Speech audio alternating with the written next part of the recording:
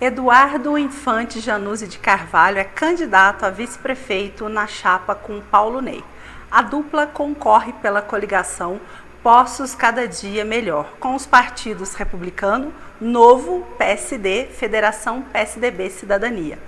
Ele é natural de Poços de Caldas, tem 41 anos, é médico especializado em cardiologia e arritmias cardíacas, casado com Marcela Sólia. Juntos são pais de 2 filhos, Gustavo e a Júlia. Formado em medicina na UFTM, com especialização na USP, Dr. Eduardo tem uma carreira destacada na área da saúde, atendendo e fazendo cirurgias, inclusive pelo SUS, em Poços de Caldas e região. No âmbito político, é afiliado ao Partido Novo desde sua fundação e foi um dos responsáveis pela criação do Diretório Municipal. Combinando sua expertise médica e seu engajamento político, Dr. Eduardo busca trazer uma perspectiva inovadora e comprometida para o serviço público da nossa cidade. Uma ótima noite para você. Nós estamos começando o Jornal 360 especial Eleições 2024. E eu inicio o primeiro bloco com o nosso primeiro candidato de hoje, que é o Dr. Eduardo Januzzi. Seja bem-vindo, uma boa noite para você. Boa noite, Carol. Obrigado pelo convite, é um prazer estar aqui. Obrigado pela presença. Falar um pouquinho de política, um pouquinho de mim. Exatamente, a gente quer conhecer exatamente isso. E eu vou começar com isso mesmo, viu, candidato? Por quê? Quero saber o que te motivou, né, a entrar para disputar eleições, porque, embora você é do Partido Novo, um dos fundadores, como eu li aqui na sua biografia, no seu mini currículo aqui no programa, você nunca entrou para a disputa de nenhum pleito, né? Exato. Nem para governo, nem ocupou nenhuma secretaria. Por que neste momento? Bom, né, Carol, a gente entra na política por vários motivos, né? Não é apenas um motivo que faz a gente entrar. Na verdade, eu gosto de política, eu sempre acompanhei. Sinceramente, nunca tinha pensado em disputar como candidato, mas sempre acompanho. Quando veio o Partido Novo, foi um partido que bateu muito com as minhas ideias, e por isso que eu estou desde o começo do partido. E assim, tem um pouquinho da veia genética, né? Meu bisavô foi prefeito em Santa Rita de Caldas, meu pai foi secretário de saúde, sempre gostou muito de política. E eu vim acompanhando, mas sinceramente, nunca pensei em entrar. Mas aí as coisas, os planetas se alinharam, né? Eu sou muito amigo do Paulo Ney, tenho mais de 30 anos de amizade com ele. E ele, quando ele me chamou, ter a oportunidade de estar de um lado de um cara sério como ele, que eu sou um pouco sistemático, sabe, Carol? Então, assim... Isso é bom ou é ruim? Isso vai ser bom ou ruim para a gestão, né? Caso eleitos na nova administração. Eu acho que tudo tem lado bom e lado ruim, mas eu vejo sempre as coisas, tento olhar sempre com o copo cheio, né? Sempre olhar pelo lado bom. Eu acho que estar do lado de uma pessoa séria como o Paulo, eu sou uma pessoa muito séria, muito comprometida com tudo que eu faço, eu gosto de desafios diferentes, sempre foi assim, igual você falou no currículo. Fui fazer uma boa faculdade, uma faculdade federal, fui tentar fazer sempre a melhor especialização, sempre com meus pacientes aqui, sempre tentei dar o meu melhor, tanto no meu consultório como lá no SUS, no Santa Lúcia. E aí surgiu essa oportunidade de sair com uma pessoa séria como o Paulo, numa administração do Sérgio que eu considero uma ótima administração, assim como as pesquisas mostram que a aprovação é sempre acima de 70%. E ter essa oportunidade, foi um convite, eu estava lá no meu consultório, tranquilo, com a minha família, e foi esse convite, eu senti que era a hora de, talvez, experimentar esses novos ares, levar essas ideias. Eu convivo muito com pessoas do SUS que precisam de muitas coisas, e às vezes só sendo médico você não consegue fazer isso tudo. Então achei que era uma oportunidade legal, e está sendo uma experiência bem bacana, está sendo super legal, essa convivência, cansativo. Mas, a corrida eleitoral, mas uma experiência muito bacana. Eu espero que a gente consiga eleger e dar prosseguimento nisso. Você comentou que você estava lá no seu consultório tranquilo, né? Com a sua esposa, filhos. Como é que foi esse apoio, doutor Eduardo, da família? Porque é um susto para a mulher, né? Primeiro a mulher toma um susto, né? Os filhos, né? Porque a gente sabe que vem um cargo pesado com a corrida eleitoral. Como é que foi esse apoio da família? Sinceramente, Carol, na hora que o Paulo me chamou mesmo, que o negócio ficou sério, eu cheguei em casa e falei, certeza que a Marcela vai falar para eu largar a mão disso. Mas aí, né, como sempre, a Marcela é uma pessoa muito boa, ela me surpreendeu na resposta. Falou, eu acho que você sempre está querendo fazer, você faz cirurgias aqui, você viaja para fora para fazer cirurgia do SUS, para ajudar os pacientes. já que você gosta tanto disso, vai, experimenta, você é uma pessoa boa. Então, ela teve um peso muito decisivo. A família, logicamente, meu pai já gosta mais, foi um motivador também. Esse eu tenho certeza. A mãe já fica mais, né? A mãe já quer pôr debaixo do braço, né? Mas o meu irmão também gosta muito. Então, quando ficou sério o negócio mesmo, eu conversei com eles, eles apoiaram o convite do Paulo e o apoio de todo o partido novo, principal. O Zema me ligou e falou para eu ir, que eu conheci o Zema quando ele ainda nem era governador. Então, na hora que juntou tudo isso, eu falei, essas coisas não são por acaso, acho que está na hora de aceitar esse desafio mesmo. Doutor Eduardo, você não foi a primeira escolha para vice-prefeito. Isso não te incomodou? Por que você aceitou? Olha, na verdade, não me incomodou nem um pouco, porque, como eu disse, não era nenhuma coisa que eu tinha pretensão. A gente sabe como é o ambiente político, muitas vezes você tem que fazer apoios para conseguir uma base maior, uma base menor. E por algum motivo lá eles não conseguiram fazer uma unidade, por vários motivos aí que a gente sabe. E eu fui convidado, tinham várias pessoas para ser convidado, inclusive de outros partidos, podia ser que pessoas que já estão na política, e eu recebi esse convite. E quando a gente recebe convite, a gente tem que pensar o que foi para trás, tem que pensar na frente, o que eu poderia somar, o que poderia mudar a minha vida. Então isso não me incomoda, não, pelo contrário, me deixa orgulhoso de ter lembrado do meu nome, mesmo eu nunca tendo sido político na vida. Político você sempre foi, né, doutor? Você sim, nunca estava lá exercendo público, né? cargo político, todos nós somos, né? Tem que ser. E precisamos exercer cada vez mais a nossa cidadania. Inclusive, as eleições é um ótimo momento para você fazer isso, conhecendo os candidatos, assim como nós estamos fazendo aqui na TV Poços, escolher aquele que melhor atende às propostas que você quer ver implantadas na nossa cidade. Bom, você está apoiando, está vindo junto com o Paulo Ney, que vem do governo, né, do atual prefeito do Sérgio. E vocês, se eleitos, vão receber uma prefeitura com uma dívida maior até do que foi entregue para o Sérgio, na época que ele assumiu a prefeitura. Como é que vocês pretendem executar o plano de governo de vocês, né, recebendo aí essa dívida da prefeitura? Carol, é importante a gente falar, quando fala dívida, né, que essa dívida, ela existe em todas as prefeituras e que ela é maior por uma coisa muito simples. Essa dívida, que é a dívida previdenciária, dívida passada, que está sendo discutido toda hora, como resolver isso, é uma dívida que ela vem sendo atualizada pela Selic. Então, se há 8 anos atrás a gente pegar uma Selic média de 13%, 14%, é óbvio que ela vai ser maior. E essa dívida, ela é impagável. Se não mudarem as leis, a forma de correção, o Prefeitura de Poços, qualquer outra prefeitura de Minas e do Brasil, são os estados, o Zema fala nisso toda hora. Então, isso é uma dívida. O que a gente não pode ter é déficit, quer dizer, você começar a administrar e todo mês você está aumentando a sua dívida. Isso, se você arrecadar, gastar mais do que arrecada. E isso já não é feito. A nossa arrecadação é maior que a dívida.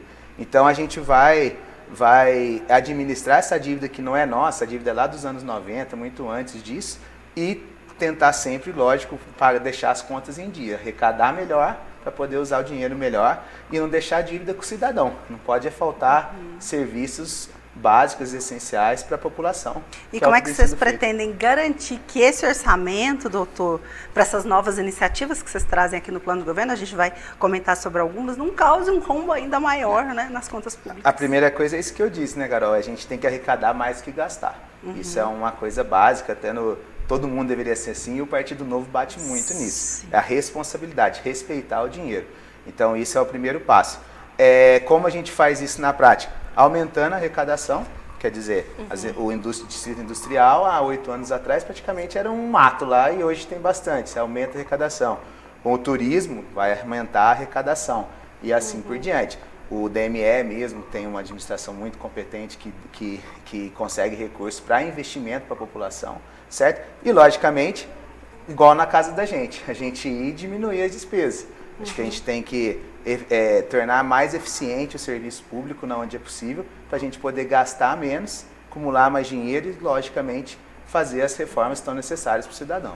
Quando você fala, doutor, em diminuir as despesas, isso está incluso em enxugar a máquina pública? Sim, com certeza. Vocês pretendem fazer uma revisão de cargos públicos? Sim, está até no nosso... E, se acaso necessário, fazer uma exoneração? Sim, está até no nosso plano de governo, né? A gente pretende fazer uma avaliação de tudo isso. igual a casa da gente, cortar os gastos que não seja extremamente necessário, usar melhor os profissionais que já estão concursados e que vão continuar na prefeitura, para tornar eles mais eficientes, preparados melhor, para a gente conseguir reduzir a conta em casa e aumentar o dinheiro que chega, né? Você também citou a questão do distrito industrial e a gente tem um grande problema, uma grande questão a ser resolvida aí em âmbito estadual, até com o governador, que é a questão dos tributos. Recentemente, Poços perdeu uma indústria, estava lá nos 45 do segundo tempo, que nos deixa até muito chateado por causa de impostos. Quer dizer, a empresa não se fixou aqui porque nós temos em Minas uma sobrecarga tributária maior do Brasil.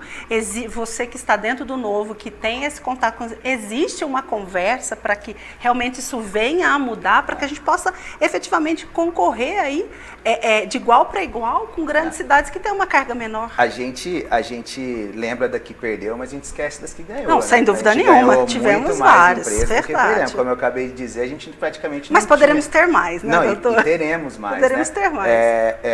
O próprio Sérgio usa uma expressão que eu acho bastante interessante, que Poços entrou no baralho lá de Minas também, porque antes a gente estava fora. Até pelas gestões temerosas que a gente teve do PT no governo do estado, que nada era investido, estava tudo quebrado, não conseguia fazer nada, e o Zema conseguiu adequar isso. E a gente vai colhendo os frutos ao longo do tempo, não existe mágica, né, Carol? Não tem como amanhã a gente vai anunciar dia 1º, vai as 3 empresas, mas a gente tem que ir trabalhando para isso. A gente tem muitas condições, a gente tem uma localização geográfica legal, a nossa energia aqui, água, energia é muito bom, é um diferencial competitivo, e estando nesse trabalho junto com o governador Zema, com certeza virão muito mais indústrias. Até no nosso plano a gente já tem lá que a gente vai ter que construir um segundo distrito industrial, porque é onde a gente está lá, graças a Deus já lotou, a gente vai precisar abrir estudar outro espaço para fazer isso. Ainda falando dentro dessas questões de leis, né? O plano de vocês propõe uma parceria com a Câmara para revisar leis e revisar normas aqui na nossa cidade. Como é que vocês pretendem lidar com essa resistência natural que existe? Porque podem surgir grupos beneficiados pelas leis atuais. A gente tem que... Qual que é a ideia desse ponto do programa, né, Carol? A gente tem, muitas vezes, as leis vão acontecendo dinâmicas, isso não é uma crítica, é uma coisa. Vai acontecendo, a gente vai fazendo emendas na lei e assim por diante. Chega uma hora que a gente tem que parar e falar, vamos atualizar isso aqui? Porque o mundo é dinâmico, né? As coisas vão acontecendo. Então, a gente tem que fazer leis. A gente tem, por exemplo, nesse tema que a gente está falando, o Programa de Liberdade Econômica do Estado. Poços foi a segunda cidade a aderir a esse programa, só não foi a primeira porque foi Belo Horizonte, que já dá um parâmetro de lei que a gente deveria seguir. E nossa administração, o Paulo concorda muito nisso, o Partido Novo é isso, a gente tentar fazer essas leis se tornarem mais simples, não menos eficazes, mas mais simples, para a gente poder prosperar, desburocratizar. Porque senão a gente trava muito. Uma pessoa quer construir, a iniciativa privada quer construir e tal, às vezes a gente trava por causa de leis que a gente tem. Modernizando as leis, a gente fica mais competitivo. A gente consegue atrair mais empresas e mais emprego, que na minha visão é o maior programa social que existe, é o emprego. Se a gente tem empregos bons, a população tem acesso a esse serviço, a economia cresce, a gente consegue dar educação, saúde, qualidade de vida para os poços-caldenses. Existe também uma proposta, doutor, de criar um setor dedicado à captação de recursos, né? E é difícil essa iniciativa que não dependa exclusivamente de subsídios e de auxílios federais, né? Como é que vocês vão fazer isso, considerando essa instabilidade aí desses recursos, desses setores, né? Essa secretaria, esse cargo de Itá, é justamente que a gente estava brincando da carta no baralho. Ter alguém trabalhando nesse sentido, de estar lá, de pegar as oportunidades, de estar em contato com as grandes empresas para poder trazer para cá. E essa questão de auxílio, subsídio, isso é uma, entre aspas, uma guerra comercial mesmo. As cidades querem as empresas, a gente tem que oferecer algum diferencial. A gente já falou de alguns diferenciais que a nossa cidade tem. Sim. E a gente tem que tentar usá-los para trazer, pessoal. Poços, ela tem, por si só, a história de Poços de Caldas foi baseada no turismo, mas a gente tem que explorar o turismo, como foi feito com maestria nessa gestão, mas a gente tem que ser industrial, a gente tem potencial para ser muitas coisas para que a cidade evolua. Posso dar uma queridinha, né, doutor? Posso, é um privilégio morar aqui, né? Nós somos privilegiados. Fiz de tudo e mais um pouco para voltar. Tive várias oportunidades de ficar fora, mas quis voltar para fora. Quem foi o pé aqui não quer ficar, né? Você que está me assistindo, que mora nessa nossa cidade, né? Doutora, eu preciso fazer um intervalo, mas eu vou fazer essa pergunta para fazer intervalo e para a gente voltar na sequência. Quais são as principais falhas da atual administração que você planeja corrigir imediatamente quando entrar? Fala agora ou depois? Agora. Acho que nenhuma administração é perfeita, né? E sempre tem falhas. Não acho nem uma falha, mas um setor que eu quero mudar bastante, que eu quero participar, né? Porque apesar de ser médico, a gente sempre fala de saúde, é na educação. Eu quero participar, eu acho que a educação é o grande motor, é o que transforma as coisas mesmo a médio e longo prazo. E eu acho que a educação foi feito bastante coisa no sentido estrutural, de melhorar as escolas e tudo isso, mas o ensino mesmo, eu acho que pandemia atrapalhou, várias coisas atrapalharam, mas eu acho que a gente tem que dar um enfoque especial para as nossas crianças, para a gente melhorar nossos índices de educação e conseguir pensar num futuro não há 4 anos, como a maioria das pessoas pensa. Eu não tenho essa pretensão política de outras eleições, assim por diante. Então, acho que essa educação a gente tem que trabalhar aí a médio prazo para a gente melhorá-la. Acho que talvez seja essa uma coisa que poderia ter sido melhor. Deixa eu fazer um breve intervalo, continua aqui com a gente tem mais um bloco aqui com o doutor Eduardo Januzzi. Na sequência, eu entrevisto mais um candidato a vice-prefeito de Poços. Eu volto em instantes.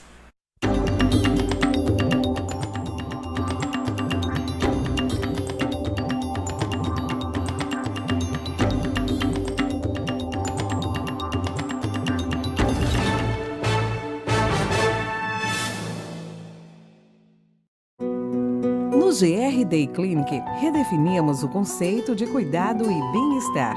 Aqui, as paredes não abrigam simplesmente salas de exames ou consultórios. Elas abraçam uma nova visão, uma estrutura onde cada detalhe foi minuciosamente planejado para oferecer conforto, luxo e cuidados excepcionais.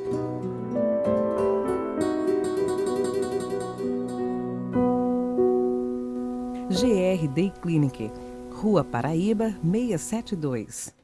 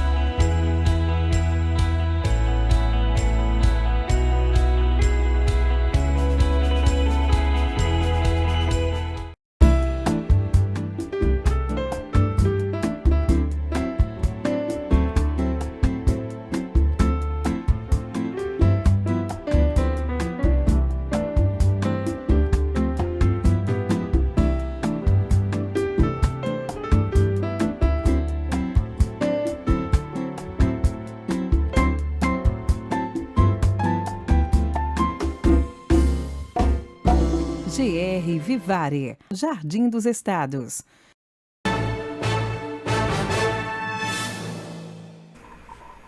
Estamos de volta com o Jornal 360 desta quinta-feira.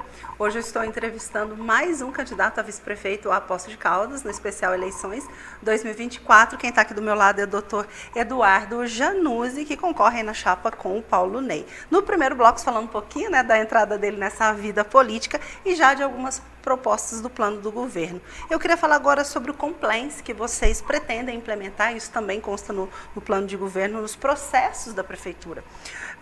Como é que você enxerga isso com a viabilidade dessa aplicação, né? Já que a gente tem aí uma administração pública historicamente marcada por interesses políticos e pessoais?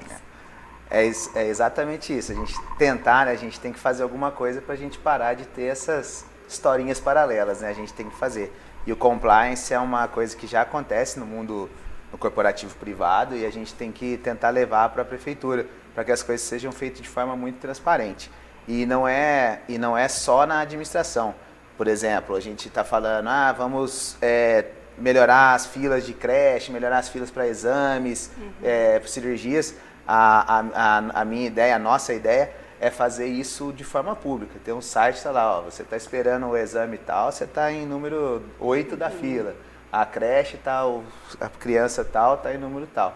Porque eu acho que a gente dando transparência além de economias, evitar possíveis desvios de conduta, a Sim. gente consegue dar maior segurança. O cidadão que está utilizando o serviço vai saber como funciona e saber que as coisas estão sendo trabalhadas. Às vezes a gente não consegue entregar naquele momento, mas vai chegar o momento. Acho que dá uma tranquilidade para todos, para nós na administração e para quem a gente está administrando, que é a população. Então, a ideia do compliance é trabalhar bem a transparência do governo com a população. Ser preto no branco, né? Tem que estar, tudo que a gente está fazendo tem que ser mostrado.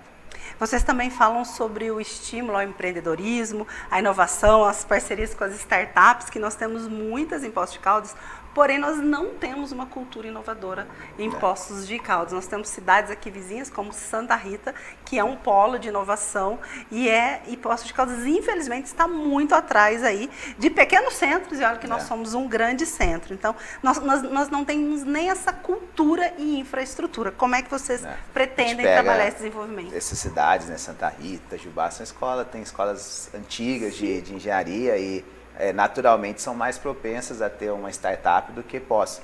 Mas é o que a gente acabou de falar. Se a gente não despertar isso, se a gente não começar a fazer isso, isso vai ficar sempre nas mãos dos outros, né? Então a gente tem que tentar fazer. Eu acho que a gente pode fazer isso com a nossa própria faculdade, com a PUC, tentar começar a desenvolver esse trabalho, porque se a gente não começar, a gente não sai. E nessa história que a gente estava falando no bloco anterior, de desburocratizar, de tentar trazer investimento, isso é fundamental. A startup hoje é uma realidade, a gente tem que trazer esses investimentos. Então, eu acredito que com isso a gente consiga sair dessa história de Poços de Caldas ser turismo e tal, a gente ter várias frentes de trabalho para a gente poder ser uma potência em vários aspectos, não só num E existe do plano de governo, como é que vocês vão trabalhar essa cultura inovadora, doutor? Sim, a gente, não sei se você já ouviu falar do programa de a Cidade do Futuro do governo estadual. A gente tem muitas ideias compactuadas com eles, que é trazer essas inovações. Primeiro, né, Carol, na nossa prática mesmo, inteligência artificial, tanto nos gestão de tráfego, por exemplo, gestão de recursos, gestão de filas mesmo para a gente fazer. E com isso a gente consegue trazer esse ambiente tecnológico que, logicamente, vai despertar nos investidores uma cultura tecnológica para a gente aproveitar isso até para os nossos cidadãos mesmo, né? Foi bom você citar, doutora, essa questão da inteligência artificial, porque você está dentro da classe médica e eu acho que hoje grande parte da dificuldade desse implemento é com a própria classe médica, especialmente aqueles médicos que são mais tradicionalistas, que são mais antigos, que não querem implantar esse recurso de digitalizar, acham mais fácil assinar uma receita e entregar para o paciente. Como é que vocês vão lidar com essa cultura, essa inovação e essa dificuldade que a gente tem, né, que é o próprio médico, muitas vezes, que não quer essa implementação? Eu participei disso, né? A minha geração você é jovem, doutor. É da transição. Mas você é jovem, doutor. mas é mesmo, eu acho que no início a gente é natural, a gente está no conforto, a gente quer ficar do jeito que a gente sempre fez. Uma resistência cultural, resistência natural mesmo, acho que não é nenhuma crítica a quem não faz. Mas não dá, a gente sabe que não dá. A gente tem que modernizar todos esses aspectos. E depois que você aprende a usar a ferramenta, você vê que é bem mais fácil. Você consegue juntar as duas coisas. Na medicina mesmo, que você está falando, nunca você vai ter, não tem como perder essa relação do médico-paciente. Pode vir um robô que for, que essa relação é fundamental. Mas ela te ajuda demais. Hoje, por exemplo, no consultório, você tem um recurso que você está conversando com o paciente e já está sendo registrado em prontuário. Então, isso é uma coisa que você pode conseguir trabalhar com isso e fazer. Igual, por exemplo, a gente estava falando de ferramentas para inovação, telemedicina. A gente não tem algumas especialidades aqui na nossa cidade que a gente pode fazer por telemedicina. Essa gestão integrada, o paciente está lá na UPA, está lá no Margarita Morales, precisa de uma colonoscopia. A gente consegue jogar isso tudo num banco de dados e saber, precisamos de tanta colonoscopia, a gente precisa contratar esse serviço. Então, não usar a tecnologia hoje é impossível, você vai andar para trás. Então, quando a gente fala de inovação disso tudo, é trazer esse recurso para a nossa realidade. O que a gente está precisando? É disso, vamos usar. Vocês também falam aqui, doutor, em questão da guarda municipal, né? Em questão da guarda civil, para aumentar para 200 agentes, está dentro do plano de governo de vocês. E como é que vocês pretendem garantir isso, que não seja um aumento só quantitativo, não seja qualitativo, falando mesmo de prevenção, de segurança comunitária, que é uma coisa que nossa cidade aí tem pedido bastante. Segurança é um problema nacional. Especialmente centro, a gente comércios, precisa. né? Acho que é importante, né? A gente a vida inteira foi, não, mas a polícia, aumentar o efetivo é coisa do Estado, é coisa da federação. E a gente não pode ficar esperando, a gente precisa fazer. A gente tem em torno de 80 guardas municipais hoje, a intenção já tem até o concurso para abrir, Sim. que é um concurso especial, porque tem prova prática. A gente pretende ampliar até 200 guardas para ajudar nisso. E aí vai não só do guarda, mas capacitar a mão de obra, né? Inclusive dos guardas. A gente precisa, agora a gente falou de tecnologia, a gente tem que atualizar o que a nossa cidade está precisando para esse tipo de profissional. A gente vai muito em hotéis, em fábricas, e todo mundo fala, uma reclamação que todo mundo faz, a cidade está ótima, tendo bem, mas a mão de obra não está atendendo o que a gente espera. Então a gente pretende qualificar essa mão de obra, tanto nos guardas, como você me perguntou, como em tudo, fazer um programa de qualificação mesmo, porque aumenta a satisfação, consegue encaixar esse pessoal mais no mercado de trabalho, e no caso da Guarda Civil, é treinar, muito bem treinado esse pessoal, para atender as demandas da segurança da população. Doutor, estamos chegando aqui no nosso finalzinho, eu queria que você falasse as suas considerações finais e por que você deve ser eleito vice-prefeito de Poços de Caldas. Bom, Carol, primeiro agradecer o convite. Como a gente falou, a gente tem um governo que já está andando, que está dando certo, e a gente tem bastante coisa para melhorar, e vai ser sempre assim.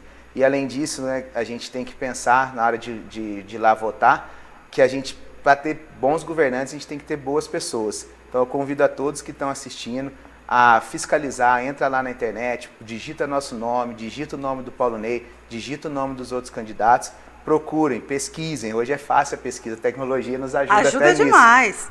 Para ver se a pessoa é boa. Acho que a partir do momento que a pessoa é boa, é bem intencionada e tem preparo, já tem alguma experiência nisso, eu acho que essa é a chave para a gente eleger o nosso governante, seja prefeito, vereador, governador, presidente e assim por diante. E queria pedir a todos, lógico, o apoio de vocês, que vote 45. Boa sorte, doutor. Obrigado. Muito obrigado pela sua participação. Eu vou fazer um breve intervalo, a gente fica agora com o horário político obrigatório, 10 minutinhos, e às 20h40 eu estou de volta com mais um candidato. Vou conversar com o Demir, flamenguista, que também concorre aí a vice-candidato à prefeitura da nossa cidade. Eu volto em instantes.